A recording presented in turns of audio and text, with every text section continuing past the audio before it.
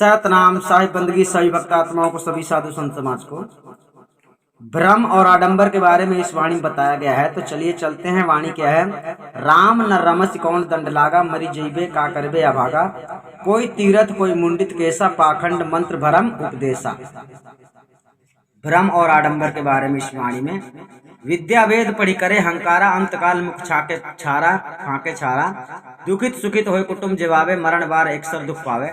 कहाँ है कबीर यह कली है खोटी, जो रहा करवा सो निकरे टोटी। सदगुरु कहते हैं कि हे अभागा अज्ञानी जीव, तू महाचेतन परमात्मा राम में नहीं रमता है, अर्थात उसमें तू अपनी आत्मा स्थित नहीं करता है। तुझको कौन से पाप का दंड लगा है? हे अभागा, जब तू मर जाएगा तब क्या कर सकेगा? तू एक परमात्मा राम के भजन को छोड़कर और अनेक प्रकार के साधनों को करता फिरता है, उनसे तुझको कभी मुक्ति प्राप्त नहीं हो सकती है। कितने ही लोग स्वर्गादि सुख की इच्छा से तीर्थ क्षेत्रों में वास तथा भ्रमण करते हैं और कितने ही तीर्थों में जाकर केस मुड़ाते हैं, अर्थात कोई केस काटकर मुंडित होकर फिरते हैं, और कितने ही पाखंडियों के जाल में फंसकर उनसे भ्रमिक मंत्रोपदेश लेते हैं और दूसरों को भी देते हैं। अतः उन पाखंडियों के सभी मंत्र पाखंड रूप हैं और उनके उपदेश भी भ्रम में डालने वाले हैं। कितने लोग वेद विद्या को पढ़कर उसका अहंकार करते हैं, किंतु उसके अनुसार आचरण नहीं करते हैं, प्रत्युक्त विपरीत व्यवहार करते हैं। ऐसे लोग अंतकाल के समय अर्थात मरने के बाद मुख में राख ही फांकते हैं, अर्थात उनको किसी प्रकार की सफलता नहीं प्राप्त होती है एवं नरक यातना रूप अनेक प्रकार के कष्ट भोगने पड़ते हैं। संसारी लोग दुखी या सुखी होकर अपने कुटुंबियों को जिमाते खिलाते हैं, किंतु मरते समय अर्थात शरीर छूटने के बाद अकेले ही दुख पाते हैं। अतः उस समय कर्म के फल दुख भोगने में कोई भी सम्मिलित नहीं होता है।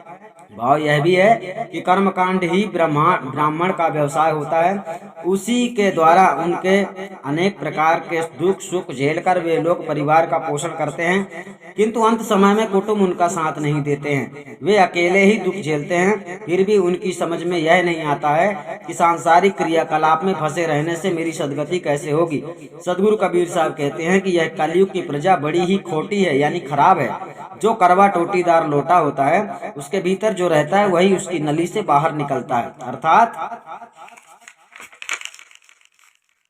यहाँ पर साहब ने बहुत अच्छी बात कही, जिसके हृदय में जो कुछ अच्छा और बुरा कर्म की वासना रहती है वही उनके मुख से निकलती है। सदगुरु ने कहा है, बोलत ही पहचानिए चोर साहु की घाट, चोर साहु के घाट, अंतर घट की करनी से निकसे मुख की बाट। अर्थात कोई कितनी भी चतुराई करे, लेकिन संतों के सामने जाने पर आप लोग पकड़ जाते हो। यानी कितनी भी चतुराई करो, जिसके अंदर गलत होता है वो गलत ही बोलता है, और जिसके अंदर सत्य होता है वो सत्य बोलता है। तो सत्य मनुष्य के अंदर जब तक नहीं होता, जब तक सतगुरु की शरण में नहीं जाता है, क्योंकि सतगुरु की शरण में जाने से ही समस्त सत्य ज्ञान का ज्ञान होता है, प्रकाश होता है। और जब तक सतगुरु की शरण नहीं जाता तब तक जीव भटकता ही रहता है। आप लोग समझ गए होंगे। पूरी बीजक को एक तरफ से समझने के लिए, जानने के लिए एक सतगुरु का आदेश क्या है, तो आपको देखना है कबीर गुरु ज्ञान चैनल। सतनाम साहिब बंदगी।